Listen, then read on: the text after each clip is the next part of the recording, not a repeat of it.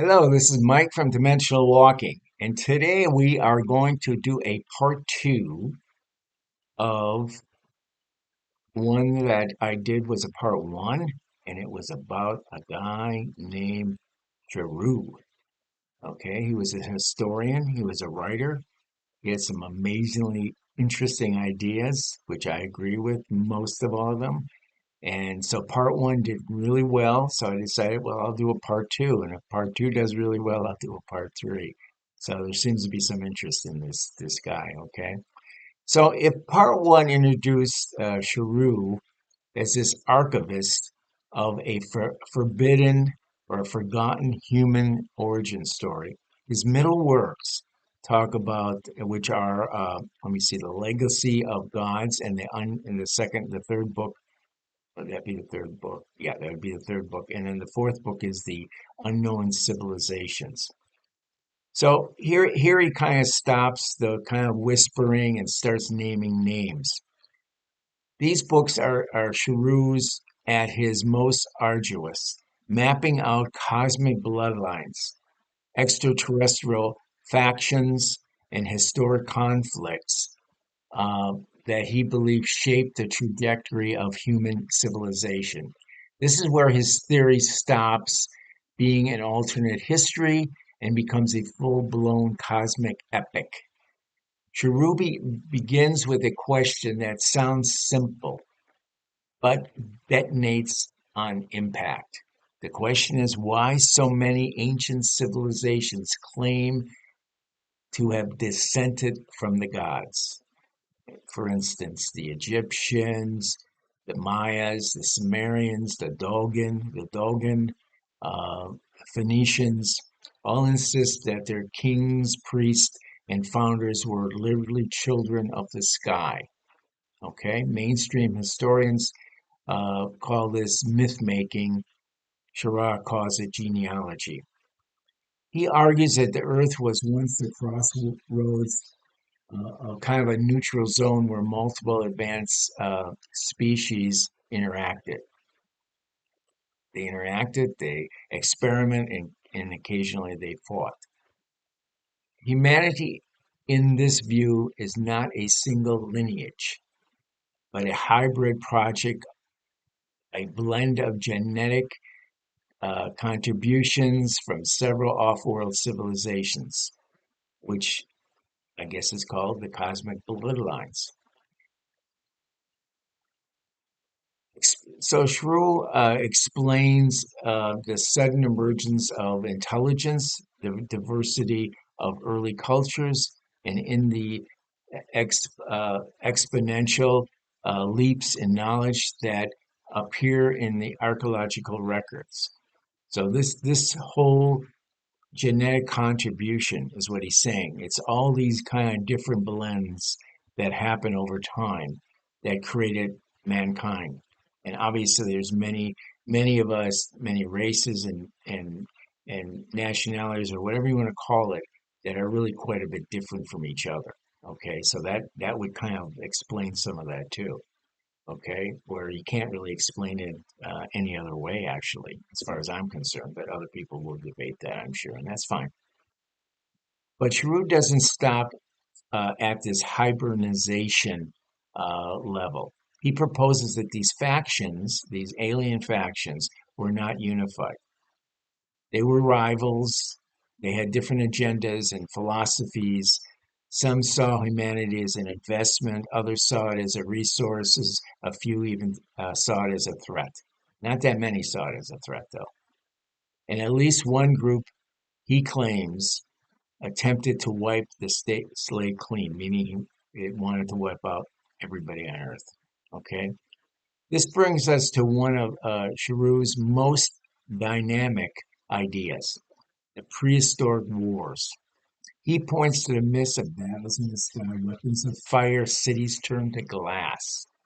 He cites the, let's see here, the Mahabharata, which describes iron thunderbolts and blinding radiance.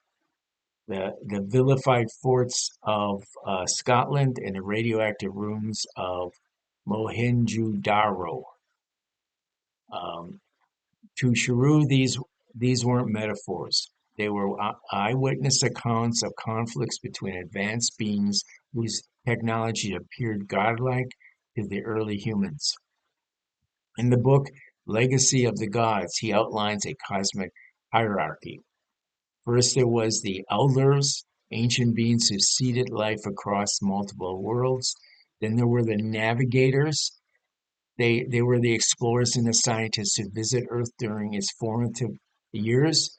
Then there were the Titans, the warrior caste, whose presence echoed in myths of giants and demigods. And then there are the renegades, the breakaway faction responsible for the cataclysmic intervals of Earth's history. Charroux suggests that humanity's earliest civilizations were shaped by whatever faction held influence in that region. Egypt, he argues, were guided by the navigators. Hence, its exception, the Egyptians' obsession with astronomy and precision. Mesopotamia, by contrast, bore the imprints of the Titans, reflecting in its myths of the giant kings and the divine wars. South America, he claims, was a stronghold for the elders, who explains the serene, almost mathematical precision of the monolith's architecture. But the most explosive idea in his books is the notion of the cosmic factions eventually withdrawing from Earth. Okay, so if that actually happened, then um, they'd be left to their own doing, but not before encoding warnings, instructions, and philosophies into the myths, monuments, and rituals. So they left things behind to guide us, basically. Um, Charroux believed that the pyramids, the zaggernauts, and the megaliths um, were not tombs or temples. They were signal beacons, designed to activate and transmit under specific cosmic conditions. In his book, The Unknown Civilization, he argues that the Earth has undergone multiple cycles of rise and collapse, each triggered by cosmic events or interventions. The survivors of these collapses, which he says are the remnants, carried fragments of forbidden knowledge into the next age. These remnants became priests, shamans, and sages whose teaching formed the backbone of ancient religions. Charroux wasn't just rewriting history, he's reframing humanity as a species caught in a gravitational pull of ancient cosmic politics. Okay?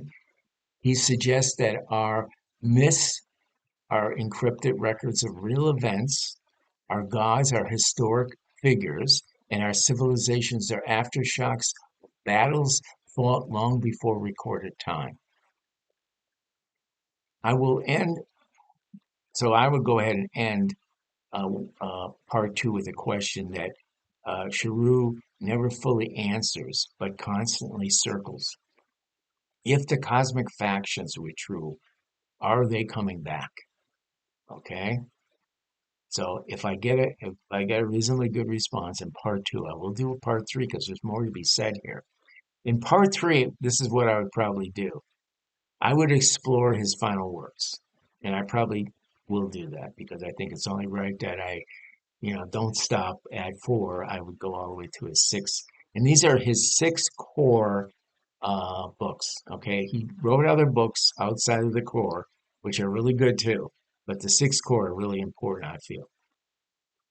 So the ones where and then the last two, five and six, are the ones that he stops looking backwards and starts looking forwards. So until part three comes along, which will be in a few weeks, happy trails until you meet again, till we meet again. Okay, we'll see you. Bye bye.